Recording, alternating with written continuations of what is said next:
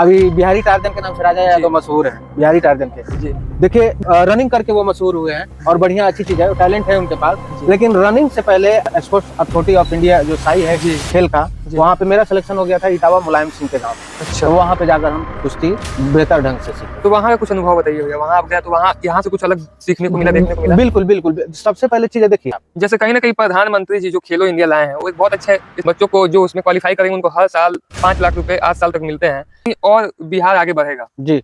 अभी आप खेलो इंडिया की बात किए हैं तो माननीय नरेंद्र मोदी साथ में जैसे खेल है तो ज्यादातर जो बच्चे होते हैं वो मध्यम वर्गीय परिवार से होते हैं, मिडिल क्लास से।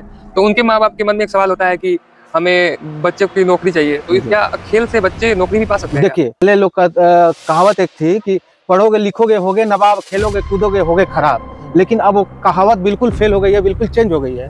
देखिए अब बिहार सरकार बढ़िया से बढ़िया स्कीम ला रही है।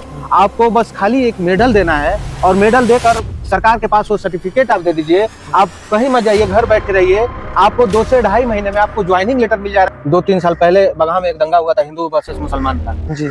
उस दंगा में हिंदू मुसलमान का दंगा हुआ था, राइट भी लगी थी वहाँ पे महावीर झंडा के दौरान। लेकिन उस समय भी हमारे अखाड़े पे जो मुसलमान बच्चे प्रैक्टिस करने मेहनत करने आते थे, उस समय भी वो कंटिन्यू आए। अच्छा, कंटिन्यू आए, एक दिन भी उनका नागा नहीं था। तो हम पूछे भाई, उनसे पर्सनली बुलाकर उस बच्चे से पूछे, रुस्तम नाम है उसका, उससे पूछे कि अच्छा ये बताओ हिंदू मुसलमान का जो झगड़ा हुआ था तुम यहाँ पे आ रहे हो, अगर तुम्हें डर नहीं लगता है कि कुछ गलत हो जाए? तो उसका यही जवाब था कि भैया आपने बताया था कि आप ब्रिजभूषण सिंह जी के गाँव में भी जाकर प्रैक्टिस किए। जी जी जी, उसके बारे में भी कुछ बताएं ताकि यहाँ के जो जनप्रतिनिधि है उससे कुछ सीख ले सके। ब्रिजभूषण सिंह जो बीजेपी के सांसद हैं कैंसरगंज से, उनका नंदिनी नगर में खुद का व्यायामशाला है, उनका कॉलेज भी है नंदिनी नगर में, कि वो अपने सेंटर पे अपने पैसे से, शुरू में सरकार भी उनको हेल्प नहीं की थी, सारा चीज अपने से करके वो व्यवस्था लाए, वो मैट लाए बच्चों को प्रैक्टिस करने के लिए। उसमें जो बच्चों के डाइट में चना है, दूध है, वो खुद अपने गाय का दूध सुबह शाम बच्चे जाते थे वहां से 30 लीटर 40 लीटर जो भी दूध होता था वो लेकर आते थे कि हाँ ले जाइए। और उनका रहने का खाने का व्यवस्था बनाए थे ताकि कैसे हम अपने देश को एक कर सकते हैं, ब्लैक और व्हाइट को। तो वहाँ पे रग्बी एक बहुत प्रचलित खेल है। तो रग्बी में समझ लीजिए आजादी के बाद दक्षिण अफ्रीका की टीम ऐसी थी जो सबसे कमजोर मानी जा रही थी। नमस्कार देशवासियों, मेरा नाम मनीष यादव है। आज के पॉडकास्ट में आपका स्वागत है। हम हमेशा से प्रयास करते हैं कि समाज में अलग अलग लोग जो अलग अलग चीज़ों में महारत हासिल किए हुए हैं या उसमें अपना जीवन समर्पण करके समाज को एक नया दिशा दे रहे हैं, तो उसको जाके हम दिखाएं और उनसे उनके जीवन के बारे में जानें, ताकि समाज में और भी जो लोग निराश हो चुके हैं या हार मान चुके हैं तो उनको देख के कुछ सीख सकें। तो आज हम हैं बगहा, पश्चिमी चंपारण, बिहार में। इस अखाड़े पे मैं पहले भी आया हुआ था, आपने देखा होगा, एक संदीप कुमार नाम के जो रेसलर हैं उनका मैंने पॉडकास्ट लिया था, तो उन्होंने जिक्र किया था कि उनके गुरुजी ही उनके लिए सब कुछ हैं। तो आज के हमारे पॉडकास्ट में उनके गुरुजी श्री रिपुंजय यादव जी हैं, जो कि पहले खुद एक रेसलर रह चुके हैं। उनकी जीवन में क्या क्या तमाम तरह की चीज़ें आई उसके बारे में हम बात करेंगे। कुश्ती देखा जाए तो प्राचीन काल से ही भारत का धरोहर था, लेकिन समय के साथ साथ जैसे अंग्रेज आए, उसके बाद फिर देश आज़ाद हुआ, तो कुछ राजनीति की वजह से बिहार खासकर इससे प्रभावित ज़्यादा हुआ, क्योंकि यहाँ पे लोगों की आर्थिक स्थिति उतनी सही नहीं थी। तो उसकी वजह से बहुत सारे रेसलर अपना गेम छोड़ के अलग अलग कार्यों में लग गए। लेकिन बहुत ऐसे भी लोग थे जिन्होंने गेम को छोड़ने के बाद भी गेम में ही अपना जीवन दिया, कोच के रूप में। तो आज हमारे साथ है रिपुंजय यादव जी, हम उनसे मिलाते हैं। सर, आपका स्वागत है हमारे चैनल पे। मैंने इस अखाड़े पे जिन जिन बच्चों से जानने का प्रयास किया, उनका यही जवाब था कि रिपुंजय भैया जो है बिल्कुल कोच के साथ साथ एक मित्र की तरह भी हमें हर चीज़ बताते हैं। और जहाँ तक मुझे पता चला कि आप NIS कोच हैं, तो अपने बिजी शेड्यूल्स में से भी आप वहाँ से 2 दिन निकाल के यहाँ अपने बगहा की धरती पे आते हैं और बच्चों को ट्रेन करते हैं। तो इसके बारे में कुछ बताएं। सबसे पहले तो आपके चैनल के माध्यम से आपके सभी दर्शकों को मैं प्रणाम और धन्यवाद करता हूं। और बहुत खुशी हुई कि जो आपका चैनल है ये हमारे ये करीब करीब 100 साल से ऊपर का जो ये अखाड़ा है, अभी तक जो बच्चे कर रहे थे इसको अभी तक मतलब सोशल मीडिया पे अभी ये आया नहीं था, ये आवाज़ नहीं उठा था इस अखाड़े के लिए कि इस अखाड़े के व्यवस्था, देखरेख और रख रखाव सही से हो। और आप आए हैं, दर्शकों को दिखा रहे हैं, तो हम दर्शकों से अपील करते हैं कि आपके ब्रॉडकास्ट के माध्यम से कि इस अखाड़े के भी व्यवस्था में थोड़ा सा आप लोग सहयोग करें और कमेंट करें कि ये माननीय लोगों के पास ये चीज़ पहुंचे और इस अखाड़े पे लोग ध्यान दें। जी, तो भैया जैसे कि यहाँ पे लगभग कितने मतलब प्लेयर आते हैं लगभग प्रैक्टिस? यहाँ पे ये तो चूंकि अब अभी बताए हैं कि 100 साल पुराना अखाड़ा है, ये पीढ़ी दर पीढ़ी चलते आ रही है। अभी फिलहाल में यहाँ पे 45 से 50 बच्चे आते हैं जी जो अलग अलग जगहों से, कोई 10 किलोमीटर दूर से आता है, कोई 5 किलोमीटर दूर से आता है। और उनको कुश्ती के प्रति लगाव उनका देखकर मन खुश होता है कि चलिए इतना दूर से एक अखाड़े में लोग प्रैक्टिस करने आते हैं। कहीं ना कहीं इनके अंदर कुश्ती के लिए जो भावना है, जो कुश्ती के लिए प्रेम है, वो देखने को मिलता है। हाँ, तो कहीं ना कहीं भैया आज के वक्त में लोग जैसे जिसमें ज्यादा मेहनत वाला खेल है उससे दूर भाग के आजकल लोग फोन में गेम खेलने में लगे हुए हैं। हाँ हाँ। तो उन बच्चों के लिए आप क्या कहना चाहेंगे कि उनको शारीरिक गतिविधि करना चाहिए? देखिए, शारीरिक गतिविधि वो आप पढ़े होंगे कि स्वस्थ शरीर में ही स्वस्थ मस्तिष्क का निर्माण होता है। जी। तो देखिए, ये जो व्यायाम है ना, व्यायाम हर पीढ़ी, हर बच्चे को, बूढ़े को, जवान को, सबको करना अनिवार्य है। क्योंकि व्यायाम जब नहीं करेंगे तो शरीर में अनेकों तरह की बीमारियां होंगी। और ये जो मोबाइल गेम में बच्चे जो खेल रहे हैं, देखिए बहुत सुनने में आ रहा है कि 2 साल 3 साल कोई बच्चा गेम खेल रहा है, उसके बाद दिमागी हालत से वो थोड़ा सा वीक हो जा रहा है। तो कहीं ना कहीं गेम का निगेटिव असर उन बच्चों पे पड़ रहा है। तो हम उनसे कहेंगे, उनके गार्जियन से भी हम कहेंगे कि अपने बच्चों को कुश्ती मत सिखाइए। कम से कम अगर वो नहीं सीखना चाह रहा है कुश्ती, तो जनरल फिजिकल एक्टिविटी उनको सुबह मॉर्निंग में 5 बजे 6 बजे 10 मिनट 20 मिनट आधा घंटा जो भी समय बचता है पढ़ने जाने से पहले, उसमें एक्टिविटी कराइए कि उनका स्वस्थ शरीर हो। और स्वस्थ शरीर होगा तभी स्वस्थ मस्तिष्क का निर्माण होगा, और स्वस्थ मस्तिष्क का निर्माण होगा तभी स्वस्थ समाज का निर्माण होगा। जी। तो भैया आप अपने बारे में बताएं। जहाँ तक मुझे याद है, मैं लगभग 8-9 साल का था, तो आपका एक बार मैंने कुश्ती देखा था। उसके बाद से मतलब आपको मैं नहीं देख पाया। तो आपने कुश्ती कब शुरू किया था, इसके बारे में कुछ बताएं। देखिए, कुश्ती जैसे हम बता चुके हैं, बहुत 100 साल पुराना अखाड़ा है कुश्ती। हमारे दादाजी भी यहाँ पे लड़े हैं। अच्छा। हमारे पापा जी भी यहाँ पे लड़े हैं, और हमारे भैया भी यहाँ पे लड़े हैं, और हम भी यहाँ पे लड़े हैं। तो देखिए, हम अपने भैया के, जो हमारे भैया हैं दीपक पहलवान, सब जूनियर नेशनल में उनका गोल्ड था, अंतर्राष्ट्रीय पहलवान थे। बिहार पुलिस में वो उनका हुआ था, बिहार पुलिस में थे वो। कुश्ती के माध्यम से ही हुआ था। तो वही हमको अपने पास सिखाने अखाड़ा पर बुलाए और बोले कि भाई कुश्ती सीखना चाहते हो तो सीखो। तो शुरुआती मेरा 1998 से शुरुआती है हमारा। करीब 3 साल हम इस अखाड़े पर प्रैक्टिस किए। उसके बाद फिर भैया के साथ बीएमपी में जो कुश्ती की टीम थी पटना में, राजा बाजार, वहां पे हम गए, ट्रेनिंग की उनके साथ। करीब वहां पे भी 3-4 साल किए। और फिर वहां से स्पोर्ट्स अथॉरिटी ऑफ इंडिया जो साई है खेल का, वहां पे मेरा सिलेक्शन हो गया था इटावा मुलायम सिंह के गांव में। अच्छा। तो वहां पे जाकर हम कुश्ती बेहतर ढंग से सीखे। तो वहाँ का कुछ अनुभव बताइए भैया। वहाँ आप गए तो वहाँ यहाँ से कुछ अलग सीखने को मिला, देखने को मिला? बिल्कुल बिल्कुल। सबसे पहले चीज है, देखिए इक्विपमेंट, जो सामान जब तक इक्विपमेंट नहीं रहेगा तब तक हम लाख प्रयास कर ले कुछ नहीं होगा। वहां पे इक्विपमेंट की व्यवस्था थी, सारा चीज सरकार का था। लड़ने के लिए मैट था, खाना भी हम लोगों का सरकार की तरफ से ही मिलता था। पूरा टाइम टेबल? हाँ, पूरा टाइम टेबल फिक्स था। पढ़ाई भी था वहां पे। और वहां पे एक चीज देखने को मिला कि जो हमारी धरोहर है रेसलिंग, ये जरासंध भी का नाम सुने होंगे आप। तो जरासंध भी बहुत बढ़िया पहलवान थे उस समय के, मल्ल युद्ध के बहुत बढ़िया पहलवान थे। तो कुश्ती हमारे बिहार की है, लेकिन महाभारत काल से, महाभारत काल से है, लेकिन कुश्ती में झुकाव उत्तर प्रदेश, हरियाणा, पंजाब, दिल्ली, यहाँ पे कुश्ती के प्रति लोगों का लगाव है जी। और यहाँ पे क्या है कि इक्विपमेंट नहीं मिलने की वजह से जो बच्चे माटी में करते हैं, और उसके बाद जब कंपटीशन में जाते हैं, वहां पे मैट पे कंपटीशन कुश्ती होता है। तो बच्चे कंफ्यूज हो जाते हैं कि हम साल भर हम मट्टी में प्रैक्टिस किए हैं, मेहनत किए हैं, और अचानक हमको मैट पे लड़ना होगा, तो हम कैसे अपना बैलेंस करेंगे, कैसे अपना अटैक करेंगे, कैसे अपना डिफेंस करेंगे। इसी चक्कर में वो हार जाते हैं। और ये चीज वहां पे बचपन से ही दिया जाता है, जो मैट पे प्रैक्टिस करना है, और जो भी सामान है रेसलिंग में। तो जब वो बच्चे कंपटीशन में जाते हैं तो वो निडर रहते हैं, क्योंकि भाई हम मैट पे प्रैक्टिस किए हैं और मैट पे हमारा सोचना नहीं पड़ता है कि क्योंकि कुश्ती कुछ मिनटों का गेम होता है, उसमें सोचेंगे तो आप कैसे हम अटैक करेंगे, कैसे डिफेंस करेंगे। कुश्ती 3 मिनट का 2 राउंड होता है। ओलंपिक लेवल की कुश्ती 20-30 सेकंड का उसमें ब्रेक होता है जी। तो भैया इसके अलावा मैंने आपसे बात किया था कुछ दिन पहले, तो आपने बताया था कि आप ब्रिजभूषण सिंह जी के गांव में भी जाके प्रैक्टिस किए हुए हैं। जी। तो उसके बारे में भी कुछ बताएं, ताकि यहाँ के जो जनप्रतिनिधि है उससे कुछ सीख ले सके। ब्रिजभूषण सिंह जो बीजेपी के सांसद हैं कैंसरगंज से, जी उनका नंदिनी नगर में खुद का व्यायामशाला है, जी। उनका कॉलेज भी है नंदिनी नगर में। और ब्रिजभूषण सिंह का लगाव इसलिए आप मैंने हमें बहुत अच्छा लगा कि वो अपने सेंटर पे अपने पैसे से, शुरू में सरकार भी उनको हेल्प नहीं की थी, सारा चीज अपने से करके वो व्यवस्था लाए, वो मैट लाए बच्चों को प्रैक्टिस करने के लिए। उसमें जो बच्चों के डाइट में चना है, दूध है, वो खुद अपने गाय का दूध सुबह शाम बच्चे जाते थे वहां से 30 लीटर 40 लीटर जो भी दूध होता था वो लेकर आते थे कि मतलब खुद हाँ करते थे कि हाँ, ले जाइए आप। हाँ ले जाइए आप। और उनका रहने का खाने का व्यवस्था बनवाए थे।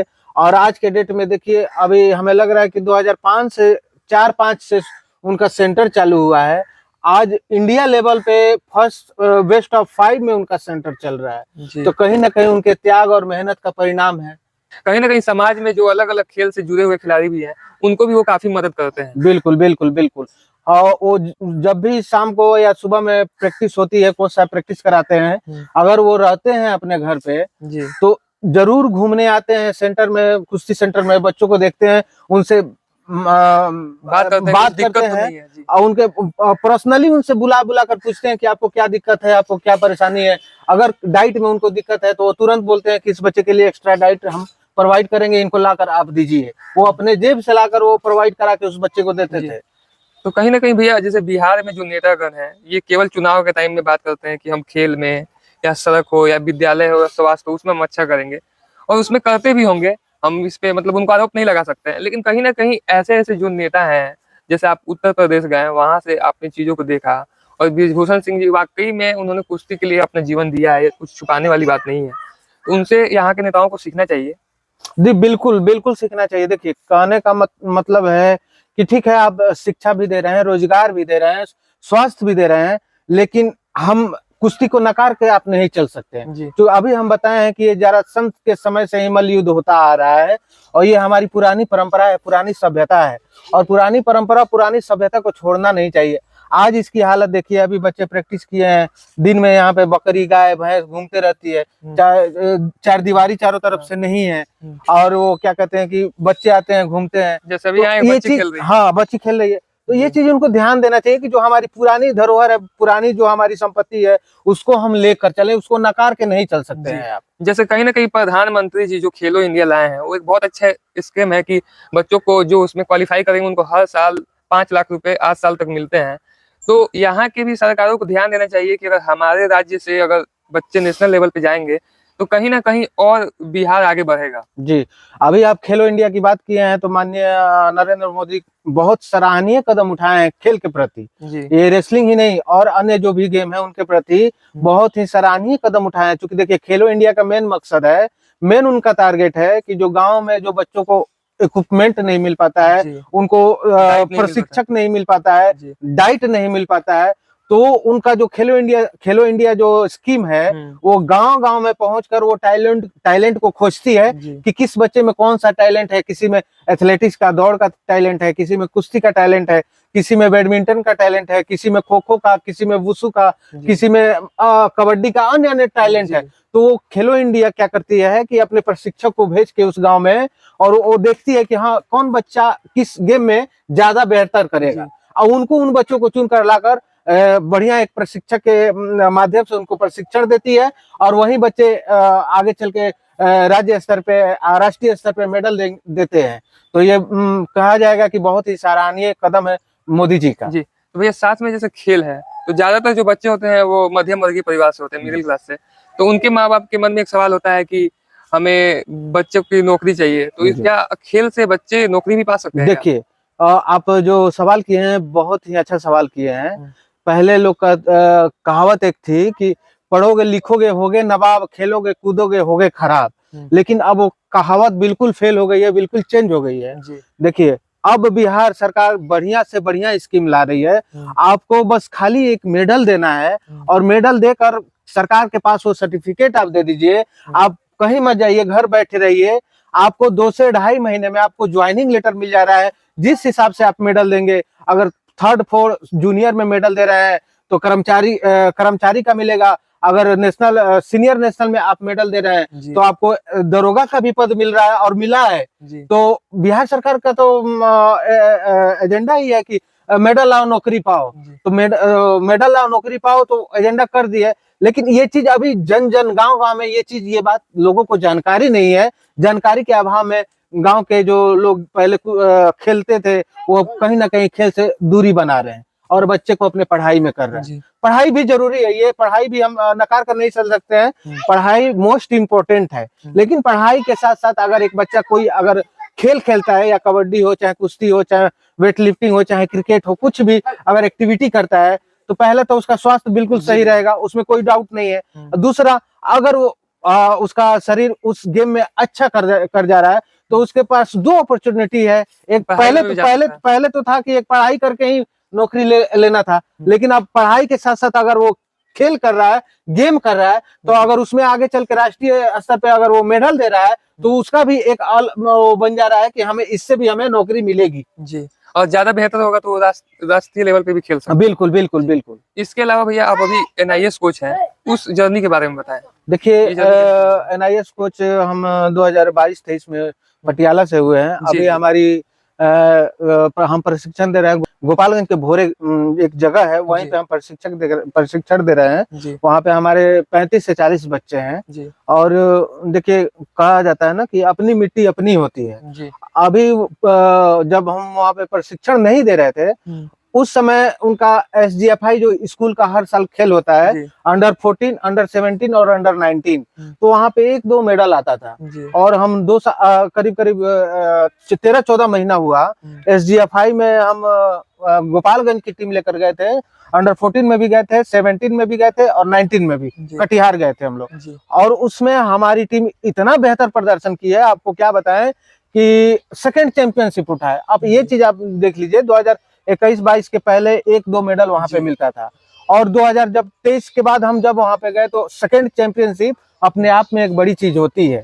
फर्स्ट का कैमूर था, सेकंड का गोपालगंज रेसलिंग में। तो वही चीज, हाँ रेसलिंग में, कुश्ती में, तो वही चीज हम सोचे कि जो चीज हम यहाँ पे करके बच्चों का मेडल दे रहे हैं और हमारा खुद के अखाड़ा है, वहां पे अगर व्यवस्था मिल जाए, वहां पे बच्चों का बढ़िया से इक्विपमेंट की व्यवस्था हो, तो ये चीज हम वो नौकरी छोड़कर भी अपने अखाड़े के लिए हम वो त्याग करके भी हम अपने अखाड़े के लिए कोशिश करेंगे कि हमारे बच्चे जो कुश्ती लड़ रहे हैं वो SGFI में या राज्य स्तरीय में अच्छा से अच्छा प्रदर्शन करें, और बिल्कुल करेंगे, क्योंकि हमारे अखाड़े के जो भी बच्चे हैं उनमें वो पोटेंशियल है, वो कर सकते हैं। क्योंकि पश्चिमी चंपारण पहलवानों का गढ़ है जी। रामधनी पहलवान जी, आप रामधनी पहलवान जी को देख लीजिए, दशरथ पहलवान जी को देख लीजिए। मामूली ये एक पुलिस कांस्टेबल से बिहार पुलिस में ज्वाइन किए थे, और कुश्ती के ही माध्यम से ये लोग आपको बता रहे हैं कि DSP पद तक पहुंचे हैं। तो देखिए, कहीं ना कहीं ये अदर जिलों से बढ़िया पहलवान हमारे जिले में रहे हैं। लेकिन ये सोचने वाली बात है कि क्यों नहीं हमारे जो बच्चे कुश्ती लड़ रहे हैं वो आगे बढ़ रहे हैं, राज्य स्तर में उनका बढ़िया प्रदर्शन क्यों नहीं हो रहा है, क्यों नहीं उनका मेडल पड़ रहा है, ये सब सोचने वाली बात है। यहाँ के जो जनप्रतिनिधि है उनको सोचना चाहिए कि हमारे यहाँ से भी बच्चे खेल में आगे निकले। बिल्कुल बिल्कुल। हाँ, अभी हम बताए हैं कि जो मोदी जी का स्कीम है खेलो इंडिया, वो बहुत अच्छा स्कीम है। और सौभाग्य से देखिए कि हमारे सांसद और हमारे विधायक ये दोनों लोग भाजपा से जुड़े हुए हैं। तो हम उनसे रिक्वेस्ट भी करेंगे और विनती भी करेंगे कि कम से कम ये जो हमारी पुरानी धरोहर है, जो हमारी पुरानी संस्कृति है, इसको नकार के ना चले। अपने स्तर से जो भी हो बन पड़े उनको अच्छा से अच्छा सुविधा मुहैया कराएं, कि जो यहाँ के बच्चे पहलवान जो मट्टी में लड़ रहे हैं और खाली 500-400 के दंगल में कुश्ती लड़के वो खुश हो जा रहे हैं, जीवन यापन चला रहे हैं, उनको बेहतर सुविधा देके मट्टी की जगह उनको मैट का व्यवस्था कराएं। और मैट पे जब बच्चे प्रैक्टिस करेंगे तो जब मैट पे जब प्रैक्टिस करेंगे तो उनका 100% में, देखिए यहाँ पे 100% इसलिए लगा रहा हूँ क्योंकि हम जानते हैं, हम यहाँ पे जुड़े हुए हैं, बचपन से जुड़े हुए हैं, और हम जानते हैं कि यहाँ के बच्चों का अगर इक्विपमेंट व्यवस्था मिलेगी तो अन्य जिलों से बेहतर प्रदर्शन यहाँ के बच्चे करेंगे। इसलिए मैं 100% लगा रहा हूँ। तो उनको हम कहेंगे कि वो जो बच्चे 100% देंगे तो उनको देने से पहले वो इक्विपमेंट का व्यवस्था करें, उनका अखाड़ा कहाँ पे बनेगा उसका व्यवस्था करें। ये तो कर ही सकते हैं, ये डेफिनेटली कर सकते हैं, लेकिन अगर चाहेंगे तो। जी, तो जो बगहा क्षेत्र है ये पुलिस जिला है, तो यहाँ पे कोई वैसी व्यवस्था नहीं है क्या जहाँ पे बच्चे सेंटर हो वहाँ जाकर प्रैक्टिस कर सके? नहीं, यहाँ पे ऐसी कोई व्यवस्था नहीं है। जो आप बताए हैं कि कुश्ती का प्रशिक्षण केंद्र जो होता है, जी जी अन्य जिलों में हमें लग रहा है कि जो भी जिले हैं समथिंग 80% 90% जिलों में ये चीज व्यवस्था हो गई है। जी सरकार के देखरेख में वो प्रशिक्षण केंद्र चल भी रहा है, जी लेकिन अभी तक चंपारण का दुर्भाग्य कहे या समझ में नहीं आ रहा है शब्द से कि हम क्या बोले, इतना कुछ होते हुए भी एक चंपारण में कुश्ती का प्रशिक्षण केंद्र भी सरकार नहीं मुहैया करा पाई है कि यहाँ पे जो हमारे पहलवान हैं वो कुश्ती लड़के अपने जिले का नाम राज्य स्तर पे रोशन करें, और राज्य स्तर से जाए राष्ट्रीय स्तर पे तो अपने राज्य का नाम रोशन करें। तो इस आपके ब्रॉडकास्ट के माध्यम से हम प्रतिनिधि लोगों को कहना चाहेंगे, हम 2015-16 से ये लड़ाई लड़ रहे हैं। अच्छा, आप ये लड़ाई पहले से लड़ रहे हैं? 2016-17 से हमारे फेसबुक अकाउंट पे जाकर देखिएगा, जी इतना पानी था, घुटने भर पानी था इसमें। जी वहीं पे हम 30-40 बच्चे खड़े होकर वीडियो बनाकर अपलोड भी किए थे जी कि कम से कम ये जो हमारी पुरानी धरोहर है इसको ध्यान दिया जाए, इसको ये बिल्कुल बचाया जाए, मृत विलुप्त हो जाए। अवस्था में है। जी अब ये समझ लीजिए, मृत अवस्था का मतलब आप समझ ही रहे जी हैं, जी बिल्कुल मृत अवस्था में है। तो इनको बचाया जाए, इन आगे बढ़कर कदम से कदम मिलाकर इनको बचाकर और इनका बढ़िया सुविधा व्यवस्था किया जाए। कहीं ना कहीं इस पॉडकास्ट के माध्यम से आप यही कहना चाहते हैं कि जिस चीज को आपके दादाजी ने और पिताजी ने, आपके बड़े भाई ने, आपने किया है, तो कहीं ना कहीं ये आपसे जुड़ चुका है, तो आप इसको खोना नहीं चाहते हैं। जी बिल्कुल। इसलिए ही आप इतना लड़ाई लड़ने की बात कर रहे हैं, या आप यहाँ आके बच्चों को ट्रेनिंग देते हैं सप्ताह में 2 दिन। ये बहुत बड़ी बात है। इसके अलावा मैंने देखा यहाँ पे डंबल्स जो भी है यहाँ पे खुद बच्चों ने खुद से बनाया है, जिसको संदीप ने जिक्र भी किया था पिछले पॉडकास्ट में। मैं यही विनती करूंगा, यहाँ के जितने भी जनप्रतिनिधि हैं, चंपारण में बहुत बड़े बड़े और दिग्गज भाजपा के जनप्रतिनिधि हैं, आप लोग उनसे वाकिफ होंगे, तो मैं उन सबसे यही विनती करूंगा कि जो बगहा क्षेत्र का ये एक आपको अखाड़ा दिख रहा है, ये बहुत वीरों वाला अखाड़ा रहा है, तो इस अखाड़े को बचाने का प्रयास किया जाए। इसके अलावा जैसे सर ने बताया कि मैटिंग का व्यवस्था होना चाहिए ताकि बच्चे अच्छे से प्रैक्टिस कर सकें।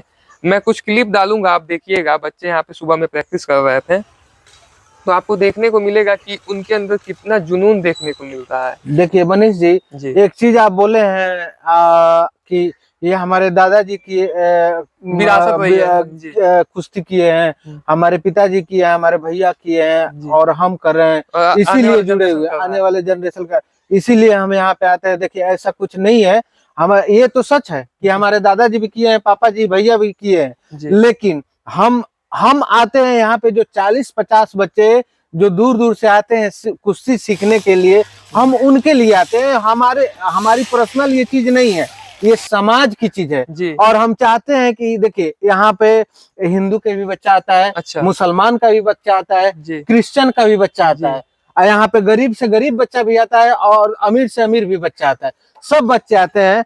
तो हम ये मेरी खुद की लड़ाई नहीं है। जो यहाँ पे कुश्ती जो दिल से अपने अंदर कुश्ती भविष्य देख रहा है, हाँ, सीखना चाहते हैं और पहलवान बनना चाहते हैं, हम उनकी लड़ाई लड़ रहे हैं। कि देखिए अभी हम 21वीं सदी में चल रहे हैं, 21वीं सदी में चल रहे हैं, तो 21वीं सदी के साथ साथ अपने आप को उस चीज में बदलाव करना ही करना है। देखिए पहले था माटी में कुश्ती हो जाती थी, कुश्ती दंगल में लड़ लेते थे बच्चे, पहले इस तरह की मैट की व्यवस्था थी नहीं। लेकिन अब चारों जगह हर कंपटीशन में, ओलंपिक में देख लीजिए, राष्ट्रमंडल खेलों में देख लीजिए, एशियाई खेलों में देख लीजिए, वर्ल्ड चैंपियनशिप के खेलों में देख लीजिए, सारे जो भी कुश्ती का कंपटीशन होता है उसमें सारा चीज मैट पे होता है। तो हम आपसे ये आपके ब्रॉडकास्ट के माध्यम से यही कहना चाह रहे हैं कि देखिए माटी अब पुराना हो गया, माटी को बिल्कुल इनकार करके नहीं चल सकते हैं, लेकिन इसके साथ साथ मैट जरूरी है जिसपे हमको कंपटीशन लड़ना है।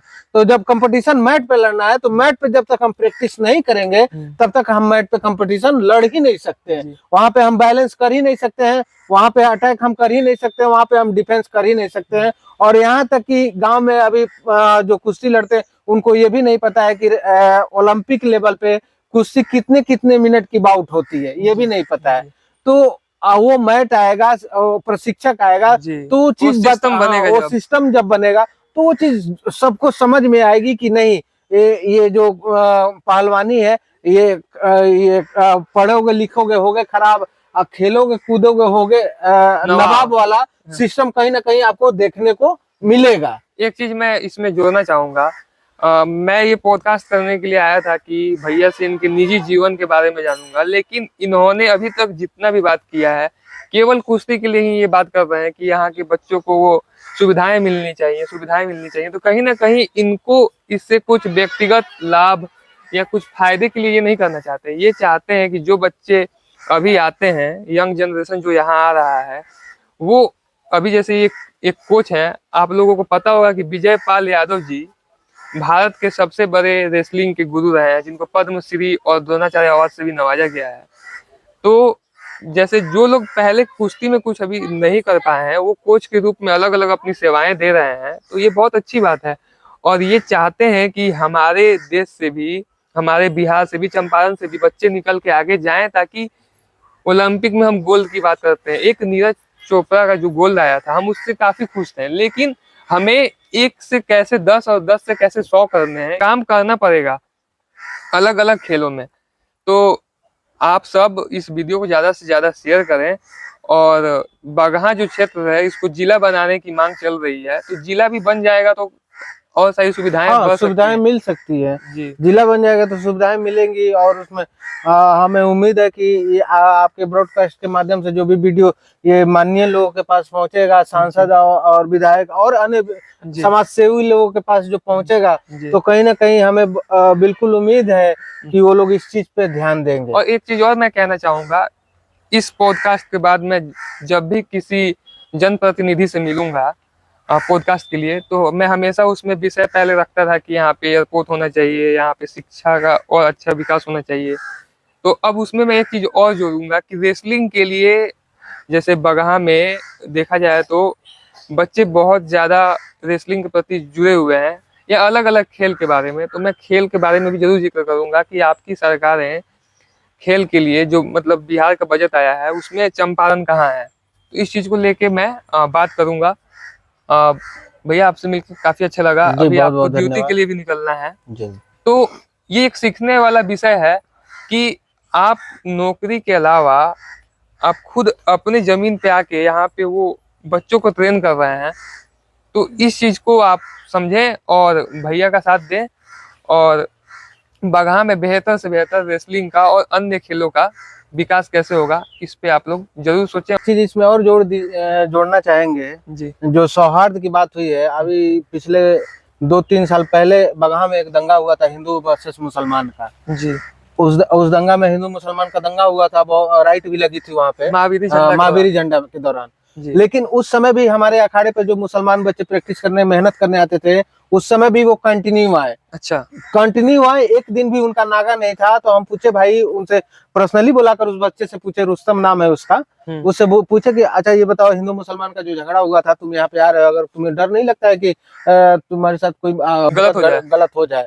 तो उसका यही जवाब था कि भैया हम आज 10 साल से इस अखाड़े पे आ रहे हैं, और अब हमारे भैया है और जो भी यहाँ पे बच्चे आ रहे हैं वो हमारे भाई हैं। अगर हम आ रहे हैं यहाँ पे, अगर इनके मन में कल छपट रहा था तो हम 10 साल पहले ये अखाड़ा छोड़ दिए होते। लेकिन हम जानते हैं कि हमारे साथ कोई घटना वहां पे नहीं होगी, और हम आएंगे, आप मना भी कीजिएगा फिर भी हम आएंगे, क्योंकि हम इस चीज को अपने शरीर से ही नहीं, इस चीज को हम अपने दिल से जुड़े हुए हैं। तो ये चीज भी यहाँ पे देखने को मिलता है।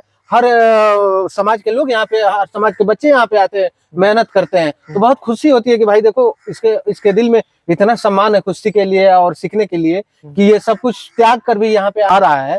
तो इस चीज को ध्यान दिया जाए कि जब इतना लगन है उस खेल के माध्यम से, खेल प्रेम का भी भावना दिखा रहा है, इतना लगन है, तो कहीं ना कहीं आप लोगों को जरूर प्रयास करना चाहिए कि इस चीज को हम बेहतर से बेहतर और बढ़िया सुविधा दें, कि और ज्यादा से ज्यादा बच्चे इसमें आए और सीखें, और आपके जिले का, आपके राज्य का, आपके भारत का नाम रोशन करें। वो नीरज चोपड़ा की आप जो बात कहे हैं ना, तो वो एक ही बार में ओलंपिक मेडल नहीं ले लिए हैं, वो भी संघर्ष किए हैं, वो भी गांव में ही रह के सीखे हैं, उसके बाद राष्ट्रीय और अंतर्राष्ट्रीय स्तर पर सपोर्ट मिलते गया है। तो यही चीज हम बता रहे हैं कि जो सांसद लोग हैं, चाहे जो भी समाज सेवी है, वो इस चीज को, करके जनता को भी इस चीज को एक विषय बनाना चाहिए। देखिए, स्वस्थ शरीर में ही स्वस्थ मस्तिष्क का निर्माण होता है। हम अगर अपने बच्चे को बढ़िया बढ़िया पढ़ाई देना चाह रहे हैं और बढ़िया लेवल पे उनको शिक्षित करना चाह रहे हैं, तो कहीं ना कहीं हमें खेल को अपने जीवन में जोड़ना पड़ेगा। जी। जब तक जोड़ेंगे नहीं तो कहीं ना कहीं दिमागी स्तर से तो ठीक रहेंगे, लेकिन शारीरिक स्तर से वीक हो नहीं, जाएंगे। और कहीं ना कहीं फिजिकल एक्टिविटी से मानसिक मतलब विकास भी होता है। विकास भी जी। होता है। तो अब मैं वीडियो को खत्म करूंगा एक बात कह के, जैसे भैया ने बताया कि हिंदू, मुस्लिम और ईसाई समाज के भी बच्चे आते हैं यहाँ प्रैक्टिस करते हैं, तो इसमें मुझे एक उदाहरण याद आ रहा है। दक्षिण अफ्रीका, जब अश्वेत और श्वेत का वहां पे जब लड़ाई चल रही थी और नेल्सन मंडेला जी को जेल में डाला गया था, आजीवन कारावास दिया गया था उनको, तो जब वो वापस छूट के आए और उस देश के राष्ट्रपति बने, जब दक्षिण अफ्रीका आजाद हुआ, तो वहां पे व्हाइट और ब्लैक में बहुत ज्यादा झगड़ा था कि ये ब्लैक कैसे यहाँ का प्रेसिडेंट बन सकता है। तो वहां पे लड़ाई चल रहा था, तो नेल्सन मंडेला जी ने सोचा कि कैसे हम अपने देश को एक कर सकते हैं, ब्लैक और व्हाइट को। तो वहां पे रग्बी एक बहुत प्रचलित खेल है, तो रग्बी में समझ लीजिए आजादी के बाद दक्षिण अफ्रीका की टीम ऐसी थी जो सबसे कमजोर मानी जा रही थी, जिसका कोई भी क्वालिफिकेशन का दौर में जाने का बात कर ही नहीं रहा था, बड़ा से बड़ा एक्सपर्ट। लेकिन रग्बी हुआ, वहां पे एक कोच आए जिनका नाम मुझे ध्यान नहीं आ रहा है, मैं इसमें आपको डाल दूंगा उनका नाम। उन्होंने टीम बनाया और ब्लैक और व्हाइट दोनों बच्चों को खेल में प्रशिक्षण दिया, और वर्ल्ड कप आने के दौरान वर्ल्ड कप हुआ, और आप विश्वास नहीं करेंगे, उस साल जो वर्ल्ड कप हुआ था उसमें दक्षिण अफ्रीका विजयी हुई। उसके बाद लोगों में जो देश के प्रति एक खुशी उमड़ा कि देश हमारा जीत गया, तो वहां से ब्लैक और व्हाइट एक होके चलने लगे। तो कहीं ना कहीं अलग अलग खेल भी कभी कभी देश को भी जोड़ देता है। बिल्कुल बिल्कुल। अभी आपकी बात सुने बहुत अच्छा लगा है जी। और इसमें एक कड़ी और हम जोड़ना चाहेंगे, जैसे कि अभी बिहारी टार्जन के नाम से राजा यादव मशहूर हैं, बिहारी टार्जन के। जी। देखिए रनिंग करके वो मशहूर हुए हैं और बढ़िया अच्छी चीज है, टैलेंट है उनके पास। लेकिन रनिंग से पहले, आज भी वो अपने वीडियो में, उनके वीडियो में देख लीजिएगा, रनिंग से पहले वो कुश्ती ही लड़ते थे। रनिंग से पहले वो कुश्ती ही लड़ते थे, उनके पापा जी भी कुश्ती लड़ते थे और उनके घर पे भी अखाड़ा है। तो जब इस चीज में उनका व्यवस्था इक्विपमेंट सही नहीं मिल पाया, उसके बाद वो अपना रनिंग की तरफ आर्मी और रनिंग की तरफ चेंज हो गए। और रनिंग की तरफ चेंज होने के बाद वो हमारे चंपारण का एक नाम रोशन कर रहे हैं और बहुत गर्व महसूस होता है। कहीं भी हम लोग जाते हैं तो कहते हैं भाई आपके यहाँ के राजा यादव हैं, तो हम कहते हैं बिल्कुल हमारे भाई हमारे यहाँ के हैं, और गर्व महसूस होता है। तो इस चीज में एक कड़ी और ये भी है कि अगर उनको उस तरह रेसलिंग की व्यवस्था मिलती, कुश्ती की व्यवस्था मिलती, तो कहीं ना कहीं वो दौड़ के माध्यम से ना होके वो कुश्ती के माध्यम से अगर वो राज्य का और जिला का नाम रोशन करते, तो हमें और गर्व महसूस होता कि जो हमारी पुरानी धरोहर है, पुरानी परंपरा है, उसको एक नया आयाम मिलता। जी। तो राजा यादव जी के बारे में भैया ने जिक्र किया, तो राजा यादव जी से जब मैं पॉडकास्ट लेने गया था, उस टाइम राजा यादव जी को बहुत कम लोग जान रहे थे जो शॉर्ट्स वीडियो देखते थे। तो उनसे मैंने एक सवाल किया था कि आप क्या देख रहे हैं कुश्ती में, या क्या भविष्य है या यहाँ पे खेलों में। तो उन्होंने भी यही कहा था कि ये जो हमारे घर पे अखाड़ा चल रहा है, इसमें कहीं ना कहीं मेरे पिताजी का ही बस योगदान है, इसकी वजह से ये चल रहा है। ये कब बंद हो जाएगा कुछ नहीं पता है। यहाँ पे जनप्रतिनिधियों से कोई भी उस तरह का लाभ नहीं मिल रहा है। तो उन्होंने भी इस बात का मुद्दा उठाया था कि खेल में चंपारण बहुत आगे है, कि हम सबको मिलके इसके लिए लड़ाई लड़नी चाहिए। हमें उम्मीद है कि हम अलग अलग छोटे छोटे देशों से, जो हमसे ज्यादा अच्छे बेहतर प्रदर्शन करते हैं ओलंपिक और तमाम तरह के गेमों में, उनसे सीखेंगे और हमारा देश $5 ट्रिलियन इकोनॉमी की तरफ जा रहा है, उसमें कहीं ना कहीं खेल के जरिए भी दुनिया में हम अपना नाम कमाएंगे। बहुत बहुत धन्यवाद। वीडियो को ज्यादा से ज्यादा शेयर करें। भैया आपको हमसे आज पॉडकास्ट करके कैसा लगा? कुछ देखिए बहुत अच्छा लगा आपके ब्रॉडकास्ट में आकर हमको। और ये जो हम अपनी बात खाली वैसे बिना सोशल मीडिया के उसी तरह हम मुंह पे रख रहे थे, आज ये पहली बार हुआ है कि आपके ब्रॉडकास्ट के माध्यम से ये चीज हम सोशल मीडिया पे बोले हैं, अपने दिल की जो बात थी वो बोले हैं। और आशा भी यही करते हैं कि जो जितने भी यहाँ के लोग हैं, जितने भी यहाँ के समाज सेवी हैं, वो इस चीज की तरफ ध्यान देंगे और इसको बढ़ाने में एक दूसरे का सहयोग देंगे। अभी आप बोले मेरे चैनल को लोग सब्सक्राइब करें। और बिल्कुल हाँ मनीष भाई, जैसे हम बोले हैं कि ये पहला ब्रॉडकास्ट है जो इस अखाड़े को सोशल मीडिया पे लाया है, तो हम इनको दिल से धन्यवाद करते हैं। और इनके जितने भी फॉलोअर्स हैं इनको हम हाथ जोड़कर विनती करते हैं, इनके चैनल को लाइक और सब्सक्राइब कीजिए कि ज्यादा से ज्यादा हमारी बात लोगों तक पहुंचे और इसका लाभ हमें अच्छा से अच्छा इसका लाभ हमको मिले। जी, तो हम धन्यवाद। हमेशा प्रयासरत रहेंगे हर एक अच्छे चीज को सपोर्ट करने के लिए। हमारा चैनल का मेन मकसद यही है कि हम ज्यादा से ज्यादा समाज में एक सकारात्मक दिशा में समाज को ले जा सके। बहुत बहुत धन्यवाद भैया। जी, नमस्कार। नमस्कार।